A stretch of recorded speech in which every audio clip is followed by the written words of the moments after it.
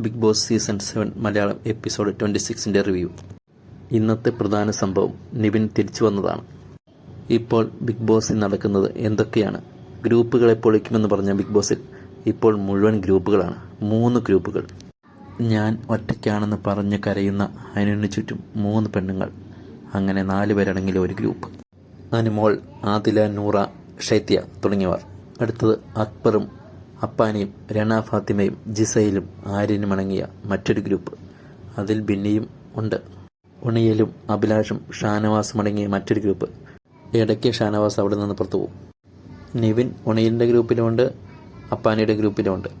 ഒരു ഗ്രൂപ്പിലും പെടാത്തയാൾ ശരിക്കും അനീഷാണ്. പിന്നെ രേണുസുതി എല്ലായിടത്തും മാറിയും തിരിഞ്ഞൊക്കെ നടക്കും. ഗ്രൂപ്പുകളുടെ പ്രധാന പരിപാടി കുറ്റം പറച്ചിലും ബുള്ളിയിങ്ങുമാണ്. രാവിലെ ബിഗ് ബോസ് അനൗൺസ്മെൻറ്റ് ചെയ്തു, ഇന്ന് നിങ്ങൾക്കൊരു അതിഥി വരുന്നുണ്ട്, ഒരു പാട്ടൊക്കെ പാടി സ്വീകരിക്കണമെന്ന്. അവരങ്ങനെ വരിവരിയായി സ്വീകരിക്കാൻ നിന്നപ്പോൾ നമ്മുടെ സ്പൈക്കുട്ടൻ. ആ സമയത്ത് കൺഫെഷൻ റൂമിൽ നെവിൻ താൻ പ്രകോപനപരമായി ഇറങ്ങിപ്പോയ തെറ്റായെന്ന് ബിഗ് ബോസിനോട് ക്ഷമ ചോദിക്കുന്നു. നെവിൻ വൃത്തി പരിശോധിച്ച് സ്പൈക്കുട്ടൻ കൺഫെഷൻ റൂമിലേക്ക് വന്നപ്പോൾ കൂടെ വന്ന എല്ലാവരും നെവിനെ കണ്ടു ആഹ്ലാദിച്ച് കെട്ടിപ്പിടിക്കുന്നു. ഷൈത്യയൊക്കെ. എല്ലാവർക്കും സന്തോഷം. ആദില, നൂറ പ്ലിങ്, അനിമോൾ പ്ലിങ്. എങ്കിലും നെവിൻ അവരെ കെട്ടിപ്പിടിച്ച് സന്തോഷം പങ്കിടുന്നു. അതിൻ്റെ ചമ്മലിൽ 2 മണിക്കൂർ അവർ മേക്കപ്പ് റൂമിലായിരുന്നു. അക്ബറും അപ്പാനിയും ഒക്കെ പാട്ട് പാടി അനിമോളെയും ആദിലയും നൂറയും ഒക്കെ കളിയാക്കിയപ്പോൾ അവർ മേക്കപ്പ് റൂമിലേക്ക് പോയി. നാണം കെട്ടവനായതുകൊണ്ടാണ് തിരിച്ചു വന്നത്, ഞങ്ങളൊക്കെ ആണെങ്കിൽ പോയാൽ തിരിച്ചു വരില്ല എന്ന് ആദിലയും നൂറയും. പോയ ആൾക്കാർക്കൊക്കെ ഇങ്ങനെ വരാൻ പറ്റുമോ ആവോ. 2 പേർക്കും നന്നായിട്ട് കൊണ്ടുവന്നത്. കൂടെ അനിമോൾക്കും. ഞാനിനി അനിമോൾക്കെതിരെയും ആദിലേക്ക് നൂറയ്ക്കുമെതിരെ ഒരു ഗെയിം കളിക്കുന്നില്ല, അവരൊന്നുമല്ല, അതുകൊണ്ട് തൽക്കാലം ഞാനിനി അവർക്കെതിരെ ഒരു ഗെയിം കളിക്കുന്നില്ല എന്ന് നെവിൻ. അതാണ് നെവിന് നല്ലത്. കാരണം കൂടുതൽ സ്ക്രീൻ സ്പേസ് കൊടുക്കാതിരിക്കുകയാണ് നല്ലത്. നീ അവരെ പിരിക്കാൻ നോക്കിയതാണ് അവർ നിന്നെ പ്രകോപിപ്പിച്ചത് എന്ന് ബിന്നി ചോദിച്ചപ്പോൾ നെവിൻ പറഞ്ഞു, ഞാൻ തമാശയ്ക്ക് വല്ലതും പറഞ്ഞിട്ടുണ്ടാകും, പക്ഷെ അതൊന്നും സീരിയസ് ആയിട്ട് എടുത്തിട്ടോ ഇല്ല, അവരെ പ്രകോപിപ്പിച്ചിട്ടോ ഇല്ല. അത് അവരുടെ വെറുമൊരു തെറ്റിദ്ധാരണ മാത്രം. അക്ബർ നൂറയെ കളിയാക്കുന്നുണ്ട്. ഇത്രയും നാൾ സംസാരമൊന്നുമില്ലാത്ത നീ ഇപ്പം എവിടുന്ന് വന്നു, നാക്കൊക്കെ എവിടുന്ന് വന്നു എന്ന് ചോദിച്ച് അക്ബർ നൂറയെ കളിയാക്കുന്നുണ്ട്. ഇത്രയും നാൾ നല്ല സേഫ് ഗെയിം കളിച്ച ആദില നൂറയും എല്ലാവരും പ്രീതിപ്പെടുത്തിക്കൊണ്ട് നടന്ന ആദില നൂറയും പതുക്കെ ഗെയിം മാറ്റി തുടങ്ങിയിട്ടുണ്ട്. നൂറയുടെ ക്യൂട്ടിനെസ്സൊക്കെ ഇനി പൊട്ടാൻ ചാൻസ് ഉണ്ട്. അക്ബറും അപ്പാനിയും രണ ഫാത്തിമയടങ്ങിയ ആ ഗ്രൂപ്പ് ഭയങ്കര ബുള്ളിങ്ങാണ് അനിമോൾക്കെതിരെ. ഏത് സമയത്ത് അനിമോൾക്കെതിരെ പാട്ട് പാടി ഇങ്ങനെ ചൊറിഞ്ഞുകൊണ്ടിരിക്കും. ചൊറിഞ്ഞ് വല്ലാത്തൊരു പരിപാടി തന്നെ. അവർ ചൊറിഞ്ഞ് അനിമോൾക്ക് നല്ല സപ്പോർട്ട് പുറത്തുണ്ടാക്കി കൊടുക്കും. ഇനിയാണെങ്കിൽ ആവശ്യമില്ലാത്ത തെറിവാക്കുകളൊക്കെ അനിമോൾക്കെതിരെ ഉപയോഗിക്കുന്നുണ്ട്. അനിമോളും കണക്കാണ്, കിട്ടിയാൽ അനിമോളും തിരിച്ചവരെയും ബുള്ളി ചെയ്യുന്നുണ്ട്, അത് വേറെ കേസ്. തക്കത്തിന് കിട്ടുന്നവർക്കെതിരെ അനിമോളും കൊടുക്കുന്നുണ്ട്. ഇന്നത്തെ ക്യാപ്റ്റൻ ടാസ്കിന് തിരഞ്ഞെടുക്കപ്പെട്ടവരും ജയിൽ ടാസ്കിന് തിരഞ്ഞെടുക്കപ്പെട്ടവരും ശക്തമായ ഗ്രൂപ്പിന്റെ പിൻബലത്തോടെയാണ്.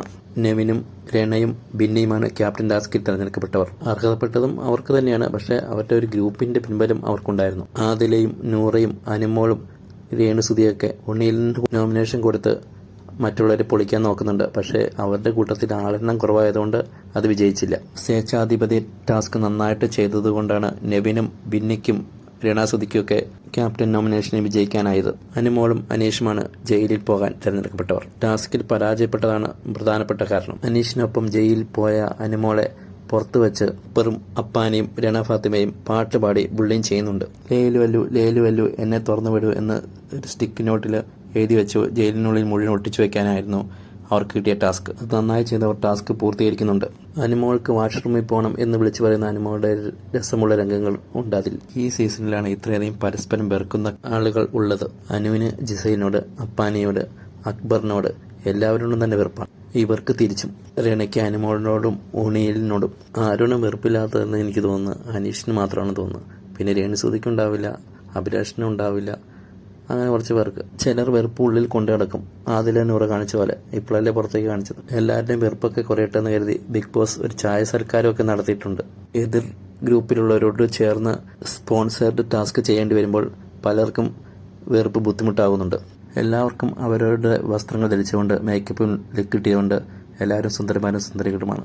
ഗ്രൂപ്പിസം പൊളിഞ്ഞാലേ ഇനി നല്ല കളികൾ നടക്കുകയുള്ളൂ. നല്ല വൈൽഡ് കാർഡ് വരട്ടെ, നല്ല കഴിവുള്ളവർ, പൊരുതി നിന്ന് ജയിക്കാൻ കെൽപ്പുള്ളവർ. വീഡിയോ ഇഷ്ടമായെങ്കിൽ സബ്സ്ക്രൈബ് ചെയ്യണേ, ലൈക്കും ഷെയറും ചെയ്യണേ. ജയിലിലെ ചില നിമിഷങ്ങൾ. ഇടയ്ക്ക് അനിമോൾ ഡ്രാമ കളിക്കാൻ തുടങ്ങിയപ്പോൾ കരഞ്ഞ അച്ഛനെയും അമ്മയും കാണാൻ തോന്നുന്നു എന്ന് പറഞ്ഞപ്പോൾ അനീഷ് എന്തുപറ്റി, പണി ചെയ്ത് മടുത്തെങ്കിൽ കുറച്ച് നേരം റെസ്റ്റ് ചെയ്ത് ഉറങ്ങിക്കോ എന്നൊക്കെ പറഞ്ഞ് അവിടെ ആശ്വസിപ്പിക്കുന്നുണ്ട്. പിന്നീട് ആ കരച്ചിൽ ഡ്രാമ നടത്താൻ അവിടെ അനിമോൾക്കാവുന്നില്ല. ഒരു പേടി റെനീഷ പരിപാടിയാണ് അനുമോൾ അവിടെ നടത്താൻ ശ്രമിക്കുന്നത്. കുടുംബങ്ങളുടെ പ്രിയങ്കരിയായ നായിക. നിങ്ങൾക്ക് പ്രിയപ്പെട്ട ഗെയിമർ ആരാണെന്ന് കമൻറ്റ് ചെയ്യാമോ? ടോപ്പ് 5 ആരൊക്കെയെന്ന് പറയാമോ? വീഡിയോ ഇഷ്ടമായെങ്കിൽ സബ്സ്ക്രൈബും ലൈക്കും ഷെയറും ചെയ്യണേ.